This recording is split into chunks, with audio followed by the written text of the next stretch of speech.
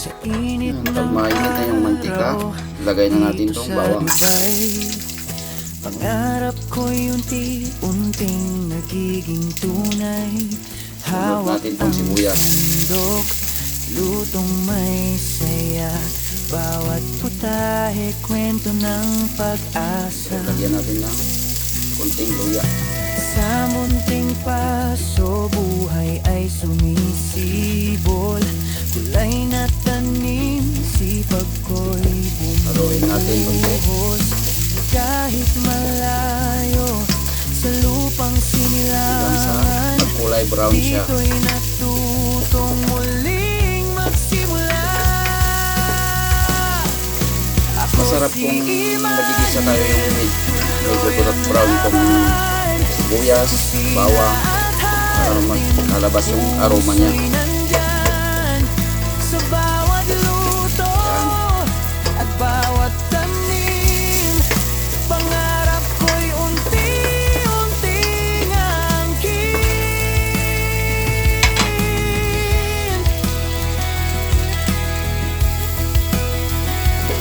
Sa kalsada ng Dubai, Lagay na natin itong may konti tayong karne. mga tanawin dito'y tunay na makulay.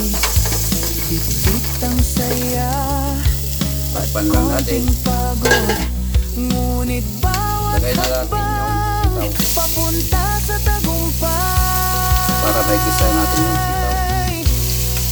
Hindi man madali ang landas natin at tahak, puso't tiyaga ko'y di Lagyan natin kailanman ng pampalasa. susuko. Konting Sa asin. bawat araw na aking Soy. hinaharap, sarili ko'y Pampakulay. lalo pang binubuo.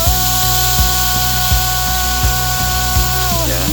Ako si Emmanuel, kwento'y buhay ko. Sa bawat video, inspirasyon ko'y totoo. Pagluluto, pagtatanim, Tara mga ka-harvest, magluluto tayo ng adobong sitaw. ito ang aking mundo, May konti tayong nalagay sa tanim. Kaya yan, adobohin natin.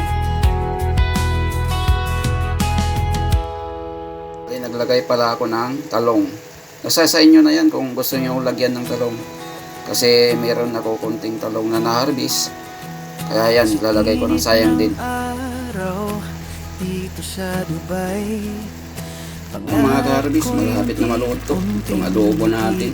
Tunay, Mapapadami na naman tayo ng kain nito.